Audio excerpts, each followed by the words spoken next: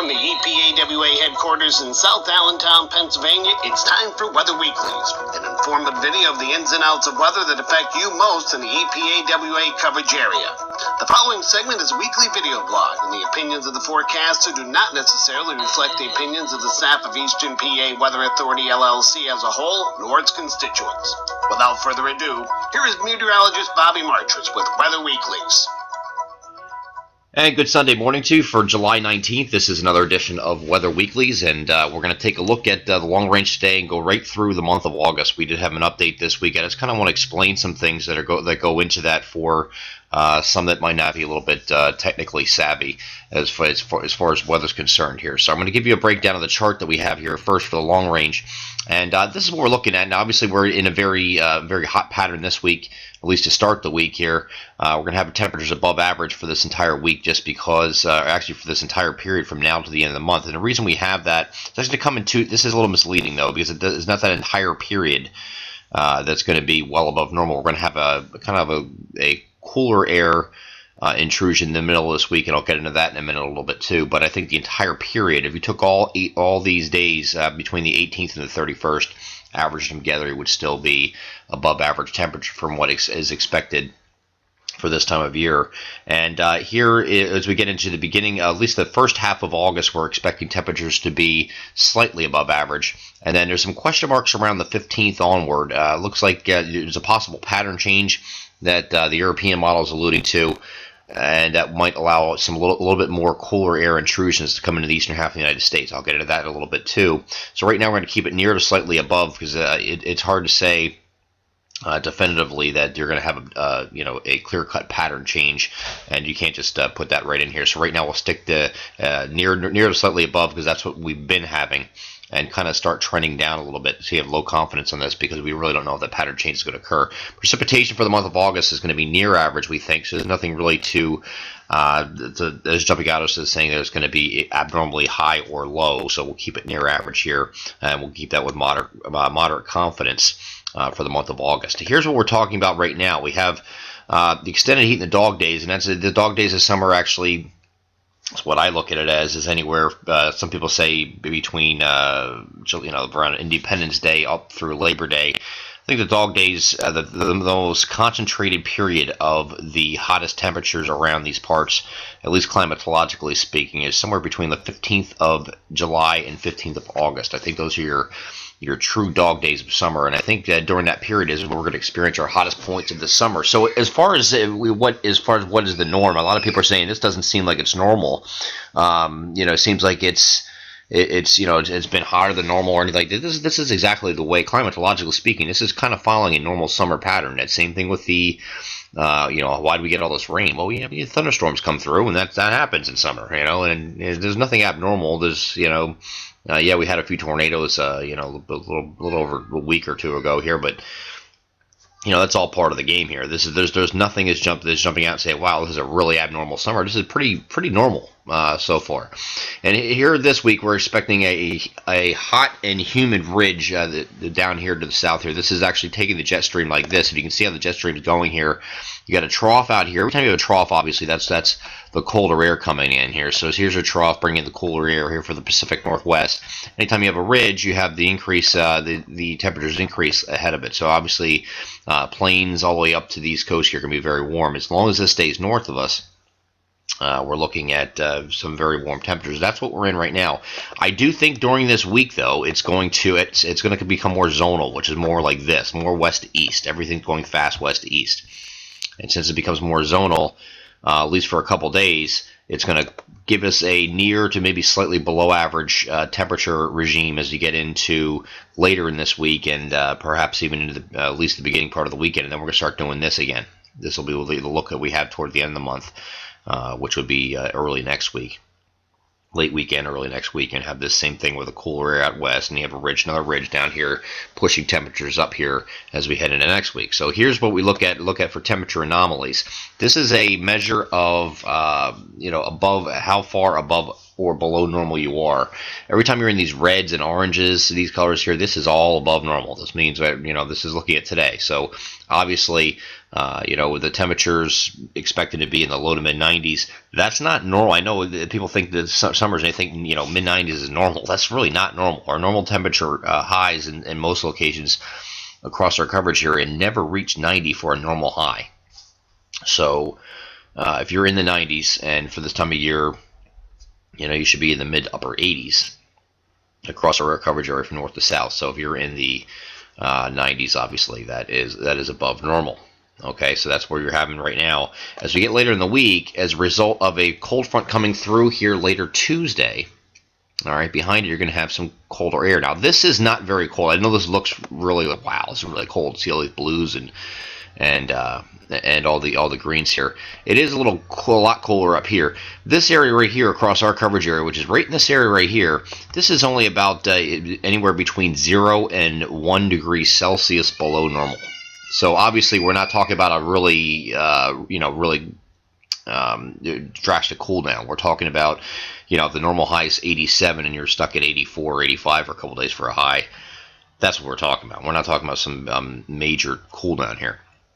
So this is only slightly below normal, so it won't feel like it's colder or anything this week. It'll be colder than it is on Sunday, all right, and Monday, but it's definitely not going to feel cold. I don't give anybody the wrong impression. So these are just departures from normal. By the time we get to the end of the month, we're right back into this flow again, where we have everything above normal, going slightly above normal again.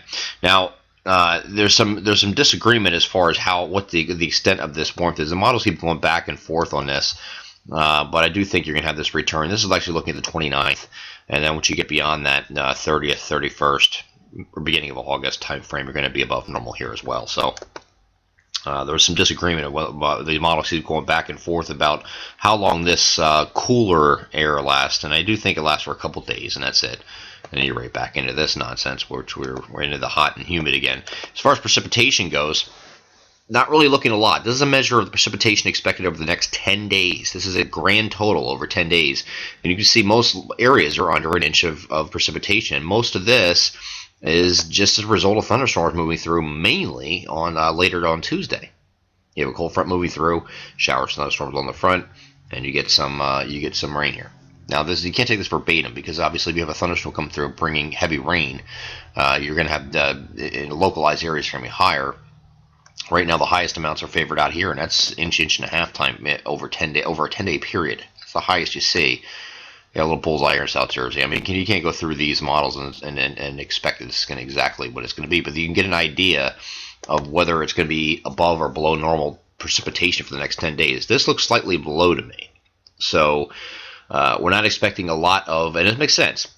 I'm not expecting a lot of precipitation, because when you have this big ridge here like this, you don't have a lot of precipitation underneath that ridge. You have sinking air, dry air, all your systems are going up here like this around the jet stream. Okay, so if you have a system that's coming up here, these little low pressure systems are going to ride up and over the ridge, right? And it continues off to the southeast like that. It comes close to our area, but as it comes near us, you have a cold front that's with it, but not a lot of cold air behind it, because you're stuck on the other side of this ridge. And you don't have a lot of precipitation with it, because maybe your best forcing is going to be up here with the low pressure well to our north as it progresses through southeastern Canada. So that's why it makes sense that the only thing you're going to have with these isolated storms coming through, and a little more scattered chance here on Tuesday, because the jet stream is no longer going to be amplified like this. It's going to be more of a zonal flow that will allow some heavier showers and storms to come through. So that's the whole idea here. I'm not looking at a ton of precipitation going forward here. So again, just some storms moving through, localized higher amounts. As we get into August, I wanted to touch on this here. Now, this is the tricky part. So you get into August here. You see these are sea surface temperatures across the globe. So if you had the entire globe here on a flat piece of paper, this is what it would look like. Here's North America. Obviously, Asia's over here, Africa, Europe, and South America. All right, so you got all these. The entire world on a flat paper, but this is measuring the sea surface temperatures. Again, this is just like the anomalies. We were looking at this stuff here, which is like this here. We're looking at this being above normal and the blues being below normal. Same idea here with the water temperatures. And the darker the reds, the higher the temperatures are. Now, this is obviously a measure of your El Nino. Right here's the equator. All right, equator's going right like this across the middle.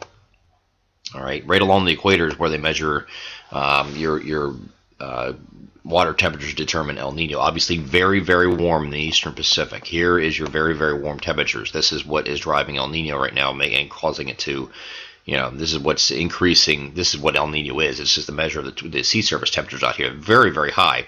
But because that's like that, we have obviously very warm temperatures off the western United States also. So we got a positive EPO here, and that's allowing for the trough over here, and of course there's your jet stream like that. It's just allowing that dip out here in the west, and then we warm up here over in the east. Okay, now as long as this stays here in the eastern Pacific, there's no reason to think that August would not at least start out that way, as the best forcing is now over the eastern Pacific. Okay, no reason why and there's no models really indicating that that won't continue. However, they're starting to shift the focus. Instead of having it over here in the eastern Pacific, some of the models are starting to put it over here in this area in the western Pacific as we get out in time, and that would be out toward like middle of August or so. If that were to happen, and the focus of this really, really warm water was out here more so than out here, that's going to change our pattern entirely. It's going to allow for a ridge up here, and these have a little trough like here in the east. Well, then we get the cold air intrusions later in August, and the European model is actually suggesting that in the middle of August we would get into some of these cold air intrusions, and that's because of this water. The focus of the best forcing would be out here in the western Pacific, according to the Madden-Julian oscillation. So that's going out a little bit here. So there's definitely subject to change here, but that's why we kept it kind of near normal in the second half of August with this uncertainty here, because we really don't know how that's going to work out. It's amazing. If you look at everything that drives our pattern, the biggest driver obviously is sea surface temperatures across the globe here, and that really dictates what kind of weather we have.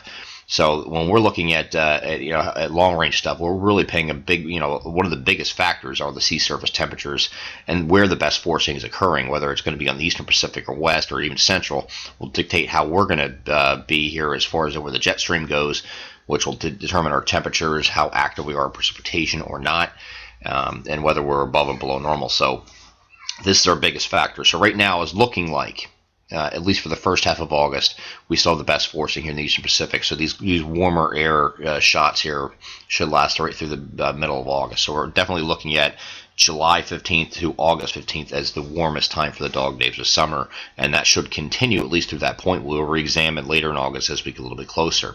That is this edition for Weather Weeklies, this week's edition, and I am meteorologist Bobby Martrich. You have a great week, and I'll see you again next week for another edition of Weather Weeklies. Take care.